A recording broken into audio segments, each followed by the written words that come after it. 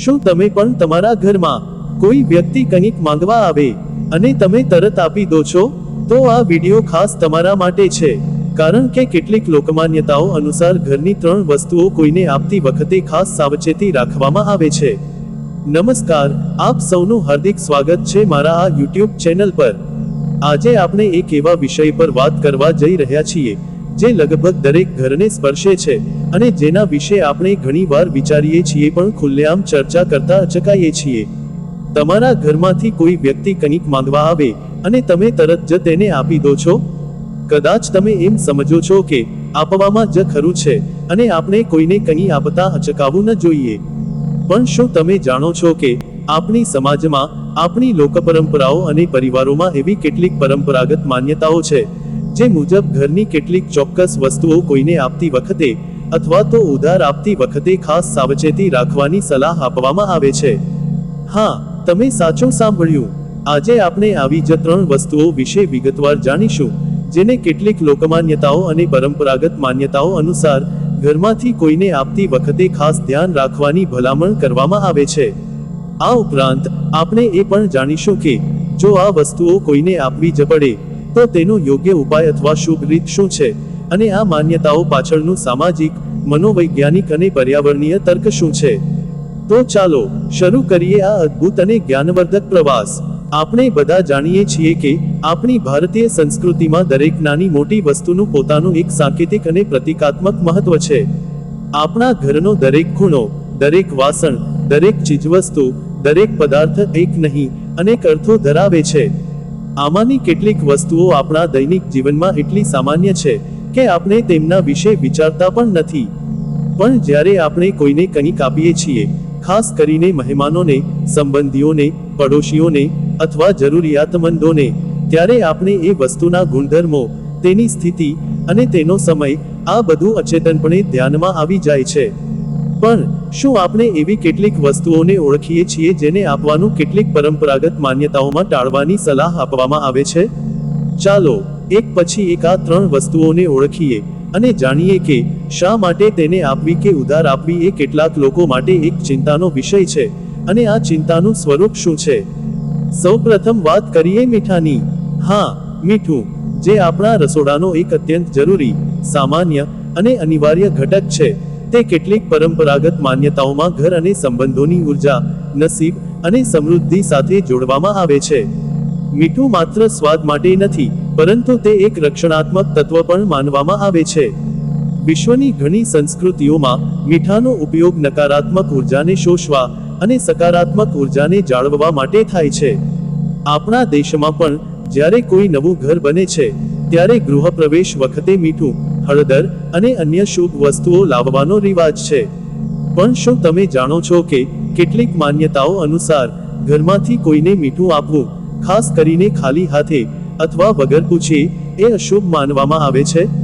એવું કહેવાય છે કે મીઠું એ ઘરની સ્થિરતા, મીઠાશ અને શાંતિનું પ્રતીક છે.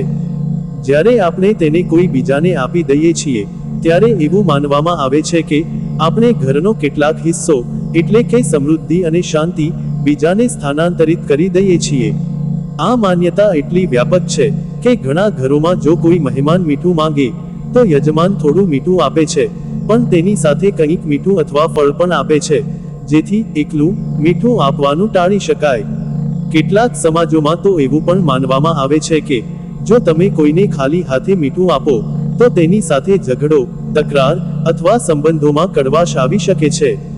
શું આ વાત સાચી છે, શું ખોટી, તેનો કોઈ વૈજ્ઞાનિક પુરાવો નથી, પરંતુ આપણા વડીલો, આપણી દાદી નાનીઓ અને પરિવારના વડીલોએ પેઢી દર પેઢી આ વાતો શ્રદ્ધાપૂર્વક માની છે અને તેનું પાલન કર્યું છે.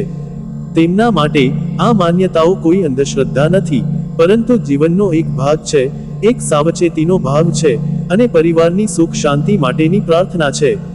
તો જો તમે પણ આ પરંપરાગત માન્યતાઓને માન આપતા હો તો જ્યારે કોઈ તમારી પાસે મીઠું માંગે ત્યારે તેને થોડું મીઠું આપવાની સાથે કંઈક મીઠું, એક ફળ અથવા એક નાનકડી વસ્તુ પણ આપો, જેથી મીઠું એકલું ન રહે. અને જો તમે કોઈને ભેટમાં મીઠું આપવા માંગતા હો તો તેને ખૂબ સુંદર રીતે લપેટીને અને સાથે થોડી મીઠાઈ અથવા ડ્રાયફ્રૂટ્સ પણ આપો, જેથી ભેટ સંપૂર્ણ અને શુભ લાગે. આ નાનકડી સાવચેતીઓથી તમે માત્ર પરંપરાગત માન્યતાઓને જ નહીં, પણ તમારા મહેમાનો પ્રત્યેનો આદર અને પ્રેમ પણ વ્યક્ત કરી શકો છો. હવે આપણે વાત કરીએ બીજી વસ્તુ વિશે, જે છે સાવરણી અથવા ઝાડુ. હા, સાવરણી, જે આપણે ઘર સાફ કરવા માટે ઉપયોગ કરીએ છીએ, તે પણ કેટલીક પરંપરાગત માન્યતાઓમાં ઘરની સમૃદ્ધિ, નસીબ અને સંપત્તિ સાથે સંકળાયેલી છે. શું તમે ક્યારેય વિચાર્યું છે કે સાવરણીને એક સાધારણ સફાઈના સાધન કરતાં પણ વધુ શું કહેવામાં આવે છે? ઘણી સંસ્કૃતિઓમાં સાવરણી માત્ર ગંદકી દૂર કરતી નથી, પરંતુ તેને દૈવી શક્તિનું પ્રતીક પણ માનવામાં આવે છે. ભારતીય પરંપરામાં ઘણા ઘરોમાં સાવરણીને લક્ષ્મીનું પ્રતીક માનવામાં આવે છે, કારણ કે તે ઘરને સ્વચ્છ, વ્યવસ્થિત અને શુભ બનાવે છે. જે ઘર સ્વચ્છ હોય છે, ત્યાં દેવી લક્ષ્મી નિવાસ કરે છે, એવી માન્યતા છે. આમ, સાવરણી પ્રત્યે આદરનો ભાવ રાખવો, તેને પગથી ન મારવી, તેને સાફ જગ્યાએ રાખવી, અને તેને કોઈને આપતી વખતે કે ઉધાર આપતી વખતે સાવચેતી રાખવી, આ બધી બાબતો કેટલાક પરિવારોમાં પ્રચલિત છે. હવે, કેટલીક લોકમાન્યતાઓ અનુસાર ઘરની સાવરણી કોઈ બીજાને આપવી અથવા ઉધાર આપવી એ ઘરની સમૃદ્ધિને બીજાને આપવા સમાન માનવામાં આવે છે. એવું કહેવાય છે કે જો તમે કોઈને તમારી સાવરણી આપો, તો તમારા ઘરની લક્ષ્મી પણ તેમના ઘરે જઈ શકે છે. આ માન્યતા માત્ર ભારતમાં જ નથી, પરંતુ વિશ્વના અન્ય ભાગોમાં પણ જોવા મળે છે. ઉદાહરણ તરીકે, કેટલાક યુરોપિયન દેશોમાં પણ સાવરણીને નસીબનું પ્રતીક માનવામાં આવે છે અને તેને બીજાને આપવાનું અશુભ ગણાય છે. પણ શું આનો કોઈ તાર્કિક અને વ્યવહારુ આધાર છે? હા, છે. જ્યારે આપણે સાવરણી કોઈને આપીએ છીએ, તો ઘણીવાર તે જૂની હોય છે અથવા તેની સ્થિતિ સારી ન હોય છે. જો આપણે કોઈને જૂની સાવરણી આપીએ, તો તે તેમના ઘરની સફાઈ માટે બિનઅસરકારક હોઈ શકે છે અથવા તે તેમના ઘરમાં ગંદકી ફેલાવી શકે છે. આમ, આ માન્યતા સ્વચ્છતા, સ્વાસ્થ્ય અને સંસાધનોના સમજદાર ઉપયોગની પણ શીખ આપે છે. તેથી, ઘરની સાવરણીને ઉધાર આપવાનું અથવા આપવાનું ટાળવું, અને જો આપવી જ પડે, તો તેના બદલે તેના પર થોડી હળદર અથવા ચોખા મૂકીને આપવી, કે તેની સાથે કંઈક શુભ વસ્તુ આપવી, આ એક પ્રકારની સાવચેતી અને આદરની ભાવના છે. આ ઉપરાંત, ઘણા લોકો સાવરણીનો ઉપયોગ ઘરની નકારાત્મક ઉર્જાને દૂર કરવા માટે પણ કરે છે, અને દિવાળી જેવા તહેવારો પહેલા નવી સાવરણી ખરીદીને જૂની સાવરણીનો નિકાલ કરવાનો રિવાજ છે. આ નવી સાવરણી નવી શરૂઆત, નવી આશા અને નવી સમૃદ્ધિનું પ્રતીક છે. તેથી, જો તમે કોઈને સાવરણી આપવાનું વિચારતા હો, તો તેના વિશે થોડું વિચારો. શું તે જરૂરી છે? શું તમે તેના બદલે કોઈ બીજી શુભ વસ્તુ આપી શકો છો? અને જો આપવી જ પડે, તો શું તે નવી અને સારી સ્થિતિમાં છે? આમ, તમે આ માન્યતાને માન આપીને અને તેની સાથે સમજણપૂર્વક વ્યવહાર કરીને તમારા ઘરની લક્ષ્મી અને શાંતિ જાળવી શકો છો. હવે આપણે ત્રીજી અને અત્યંત મહત્વની વસ્તુ વિશે વાત કરીશું, જે છે દીવો અથવા અગ્નિ સંબંધિત કોઈ પણ વસ્તુ. આપણે બધા જાણીએ છીએ કે અગ્નિ એ 5 મહાભૂતોમાંનું એક છે, અને તેને સૌથી પવિત્ર અને શુદ્ધ તત્વ માનવામાં આવે છે. ભારતીય ધર્મો અને પરંપરાઓમાં અગ્નિદેવને દેવતા તરીકે પૂજવામાં આવે છે, અને અગ્નિ વિના કોઈ પણ ધાર્મિક વિધિ, યજ્ઞ કે પૂજા સંપૂર્ણ માનવામાં આવતી નથી. ઘરનો દીવો, જે સાંજે સવારે પ્રગટાવવામાં આવે છે, તે માત્ર પ્રકાશનો સ્ત્રોત નથી, પણ તે જ્ઞાન, સત્ય, શક્તિ અને આશીર્વાદનું પ્રતીક છે. તેથી, ઘરના દીવા કે અગ્નિ સંબંધિત કોઈ પણ વસ્તુ, જેમ કે માટીનો દીવો, દિવાસળી, મશાલ કે અગરબત્તી, તેને કોઈને આપતી વખતે કે ઉધાર આપતી વખતે કેટલીક પરંપરાગત માન્યતાઓ અનુસાર ખાસ સાવચેતી રાખવામાં આવે છે. એવું કહેવાય છે કે ઘરનો દીવો એ ઘરના તેજ, ઉત્સાહ અને દૈવી કૃપાનું પ્રતિનિધિત્વ કરે છે. જો તમે કોઈને તમારો દીવો આપો, તો તમે માનો છો કે તમે તેમને તમારા ઘરનું તેજ અને કૃપા પણ આપી રહ્યા છો. પરંતુ એવું પણ માનવામાં આવે છે કે જો તમે કોઈને દીવો આપો, ખાસ કરીને સાંજે અથવા રાત્રે, તો તે અશુભ સંકેત છે, કારણ કે તે અંધકાર, અજ્ઞાન અથવા દીવાની બુઝાઈ જવાનો સંદેશ આપી શકે છે. આ ઉપરાંત, દીવાને કોઈને ઉધાર આપવો કે પછી દીવો પાછો લેવો, એ પણ અશુભ માનવામાં આવે છે, કારણ કે એવું માનવામાં આવે છે કે તેનાથી ઘરની શાંતિ અને સુખમાં ઘટાડો થાય છે. તેથી, ઘણા ઘરોમાં, જો કોઈ પડોશી અથવા સંબંધી દીવો માંગે, તો યજમાન તેને નવો દીવો ખરીદીને આપે છે, અથવા તેને અગરબત્તી કે માટીનો નવો દીવો આપે છે, પણ પોતાના ઉપયોગમાં લેવાતો દીવો આપતા નથી. અહીં પણ આ માન્યતા શું વૈજ્ઞાનિક છે? ના, નથી. પણ શું તે સામાજિક રીતે અર્થપૂર્ણ છે? હા, છે. કારણ કે દીવો એક નાજુક વસ્તુ છે, ખાસ કરીને માટીનો દીવો, જે તૂટી શકે છે અથવા તેની જ્યોત કોઈને બાળી શકે છે. જો તમે કોઈને સળગતો દીવો આપો તો તેમાં આગ લાગવાનો અથવા ઈજા થવાનો ભય રહેલો છે. તેથી આ માન્યતા આપણને સલામતી, સાવચેતી અને વ્યવહારુ સમજણનો પાઠ આપે છે. આ ઉપરાંત દીવાને આપતા પહેલા તેને સાફ કરવો, તેમાં તેલ અને વાટ યોગ્ય રીતે ગોઠવવી અને પછી તેને પવિત્ર ભાવ સાથે કોઈને આપવી, આ એક આદરની ભાવના દર્શાવે છે. તો જો તમે કોઈને દીવો આપવાનું વિચારતા હો તો તેના બદલે તેને નવો દીવો ખરીદીને આપો, અથવા તો તેને કોઈ શુભ પ્રતીક આપો, જેમ કે એક ફળ અથવા થોડી મીઠાઈ. અને જો કોઈ તમને દીવો આપે તો તેને પ્રેમથી સ્વીકારો અને તેને તમારા ઘરના કોઈ પવિત્ર સ્થાને યોગ્ય રીતે મૂકો, કારણ કે તે દીવો તે વ્યક્તિના આશીર્વાદ અને શુભેચ્છાઓને પ્રતિબિંબિત કરે છે. આમ આ માન્યતાઓનો સાર એ છે કે દીવો જેવી પવિત્ર વસ્તુ પ્રત્યે આપણે આદર દર્શાવીએ, તેનો ઉપયોગ સાવચેતીપૂર્વક કરીએ અને તેની પવિત્રતા જાળવી રાખીએ. હવે આટલી બધી માન્યતાઓ અને તેમની આસપાસની ચર્ચાઓ કર્યા પછી કદાચ તમને એવો વિચાર આવ્યો હોય કે આ માન્યતાઓ તો ઘણી જૂની અને અતાર્કિક લાગે છે. શું આપણે ખરેખર આવી બાબતો પર ધ્યાન આપવું જોઈએ? શું આ વસ્તુઓને આપવા અથવા ન આપવાથી આપણા જીવનમાં કોઈ ફરક પડી શકે છે? મારું તમને કહેવું છે કે જો કે આ વાતો વૈજ્ઞાનિક રીતે સાબિત થયેલા નિયમો નથી, પરંતુ તે અલગ અલગ સમાજ અને પરિવારોમાં ચાલતી પરંપરાગત માન્યતાઓ છે, જે પેઢી દર પેઢી ચાલી આવી છે. દરેક સમાજ, દરેક સંસ્કૃતિ, દરેક પરિવારની પોતાની કેટલીક આવી માન્યતાઓ હોય છે, જે તેમના જીવનના અનુભવ, અવલોકન અને વિવેક પર આધારિત હોય છે. જ્યારે આપણે આ માન્યતાઓને સમજીએ છીએ, ત્યારે આપણે એ પણ સમજીએ છીએ કે તે આપણને એક સુરક્ષિત, સુવ્યવસ્થિત અને સજાગ જીવન જીવવાની શીખ આપે છે. ઉદાહરણ તરીકે, મીઠું, સાવરણી અને દીવો, આ ત્રણેય વસ્તુઓ આપણા રોજિંદા જીવનમાં એટલી સામાન્ય છે કે આપણે તેમના મહત્વને ઘણીવાર અવગણી દઈએ છીએ. પણ જ્યારે કોઈ આપણને તેમના વિશે યાદ અપાવે છે અને કહે છે કે તેમને આપતી વખતે સાવચેતી રાખવી, ત્યારે તે આપણું ધ્યાન આપણી આસપાસની વસ્તુઓ તરફ ખેંચે છે અને આપણને એ સમજવા મજબૂર કરે છે કે આ દરેક વસ્તુનું આપણા જીવનમાં એક સ્થાન છે, એક ભૂમિકા છે અને તેની પોતાની એક ગરિમા છે. જ્યારે આપણે આદરભાવે તેનો ઉપયોગ કરીએ છીએ અને તેને આપતી વખતે યોગ્ય રીત અને સમયનું ધ્યાન રાખીએ છીએ, ત્યારે તે આપણને માનસિક શાંતિ, આત્મવિશ્વાસ અને સમાજમાં આદર પ્રાપ્ત કરવામાં મદદ કરે છે. આ ઉપરાંત આ માન્યતાઓ એક સ્વસ્થ સામાજિક સીમાઓ, સોશિયલ બાઉન્ડરીઝ પણ સ્થાપિત કરે છે. તે આપણને શીખવે છે કે આપણે દરેક વસ્તુ કોઈને પણ આપી ન શકીએ. કેટલીક વસ્તુઓ પારિવારિક, અંગત અથવા આધ્યાત્મિક હોય છે અને તેને સાચવવી એ આપણી જવાબદારી છે. તે આપણને અન્ય લોકોની લાગણીઓ, અપેક્ષાઓ અને જરૂરિયાતોનું સન્માન કરવાનું પણ શીખવે છે. ઘણીવાર જ્યારે આપણે કોઈને કંઈક આપીએ છીએ, ત્યારે તે વ્યક્તિ એ સ્વીકારે છે કે નહીં, તેના પર પણ ઘણું નિર્ભર કરે છે.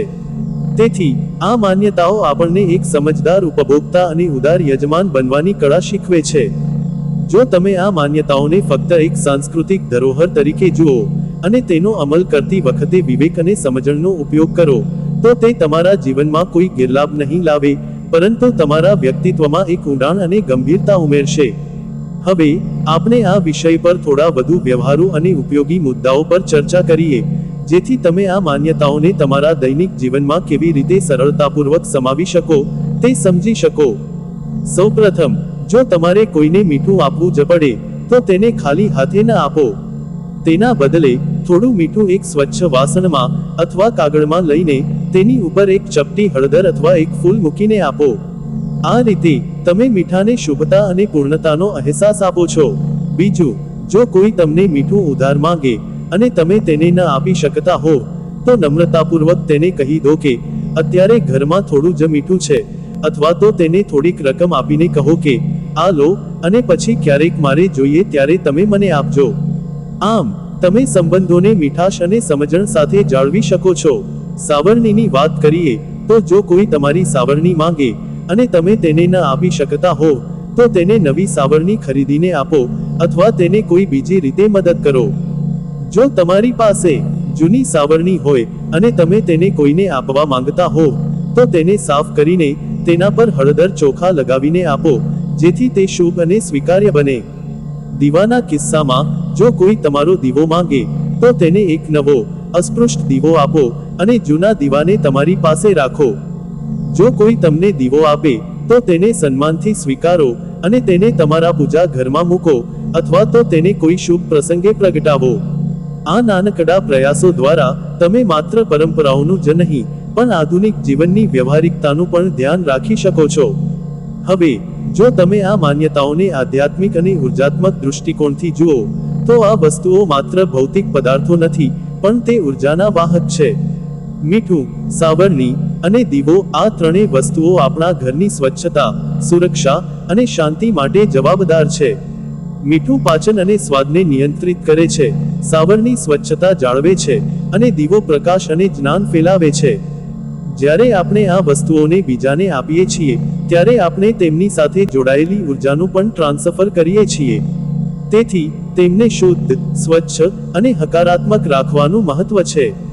આ માન્યતાઓ આપણને ઘરની ઉર્જાને સંતુલિત રાખવાની અને નકારાત્મકતાને દૂર રાખવાની શીખ આપે છે. જે વ્યક્તિ આ બાબતોનું ધ્યાન રાખે છે તે ઘણીવાર વધુ શાંત, વધુ સ્થિર અને વધુ સ્વસ્થ જીવન જીવે છે. આ ઉપરાંત આ માન્યતાઓ પર્યાવરણ સાથે પણ સંકળાયેલી છે. ઉદાહરણ તરીકે, માટીનો દીવો પર્યાવરણ માટે સારો છે અને તે બાયોડિગ્રેડેબલ છે. તેવી જ રીતે કુદરતી સાવરણી, જે સ્થાનિક સામગ્રીમાંથી બને છે, તે કુદરતી સંસાધનોનો ઉપયોગ કરે છે અને તેનો યોગ્ય નિકાલ થવો જોઈએ. આમ આ માન્યતાઓ આપણને પર્યાવરણ પ્રત્યે જવાબદારીનો ભાવ પણ આપે છે. હવે અમે આ વિડિયોના અંતિમ તબક્કામાં આવીએ છીએ. આજે આપણે જાણ્યું કે ઘરની ત્રણ વસ્તુઓ મીઠું, સાવરણી અને દીવો કેટલીક પરંપરાગત માન્યતાઓ અને લોકમાન્યતાઓ અનુસાર કોઈને આપતી વખતે કે ઉધાર આપતી વખતે સાવચેતી રાખવાની ભલામણ કરવામાં આવે છે. આ માન્યતાઓનો હેતુ કોઈને ડરાવવાનો અથવા પ્રતિબંધ લાદવાનો નથી, પરંતુ આપણને જાગૃત, સમજદાર અને આદરભાવથી જીવન જીવવાનું શીખવાનો છે. આ વસ્તુઓ પ્રત્યે સાવચેત રહીને અને તેને આપતી વખતે યોગ્ય રીત અને સમયનું ધ્યાન રાખીને આપણે ફક્ત પરંપરાઓનું જ સન્માન નથી કરતા પણ આપણા સંબંધો, આપણું ઘર અને આપણું જીવન વધુ સુંદર, સમૃદ્ધ અને શાંત બનાવી શકીએ છીએ. અંતે હું તમને એ વાત યાદ અપાવવા માંગુ છું કે આ વાતો વૈજ્ઞાનિક રીતે સાબિત થયેલા નિયમો નથી, પરંતુ અલગ અલગ સમાજ અને પરિવારોમાં ચાલતી પરંપરાગત માન્યતાઓ છે. જો તમે તેને માનો તો શ્રદ્ધાપૂર્વક માનો અને જો ન માનો તો ઓછામાં ઓછું તેનું અપમાન ન કરો. આ દુનિયા વિવિધતાથી ભરેલી છે અને દરેક વ્યક્તિને પોતાની શ્રદ્ધા અને પરંપરા મુજબ જીવવાનો અધિકાર છે. આપણું કર્તવ્ય છે કે આપણે આ વિવિધતાને આદર આપીએ અને એકબીજાની લાગણીઓને સમજીએ. હું આશા રાખું છું કે આજનો આ વિડિયો તમને ગમ્યો હશે અને તમે તેમાંથી કંઈક ઉપયોગી માહિતી લઈને ગયા હશો. જો તમને આ વિડિયો ઉપયોગી લાગ્યો હોય તો કૃપા કરીને તેને લાઈક કરો, શેર કરો અને અમારી ચેનલને સબસ્ક્રાઇબ કરવાનું ભૂલશો નહીં. આવા જ વધુ રસપ્રદ, જ્ઞાનવર્ધક અને સાંસ્કૃતિક વિડિયો માટે ચેનલ સાથે જોડાયેલા રહો. તમારો આટલો કિંમતી સમય આપવા બદલ હૃદયપૂર્વક આભાર. આજે આપણે અહીં વિરામ લઈએ છીએ, પણ ફરી મળીશું આવી જ એક નવી અને રસપ્રદ વિષય સાથે. ત્યાં સુધી તમારી સંભાળ રાખો, તમારા ઘરની સંભાળ રાખો અને તમારી પરંપરાઓનું સન્માન કરો. નમસ્કાર.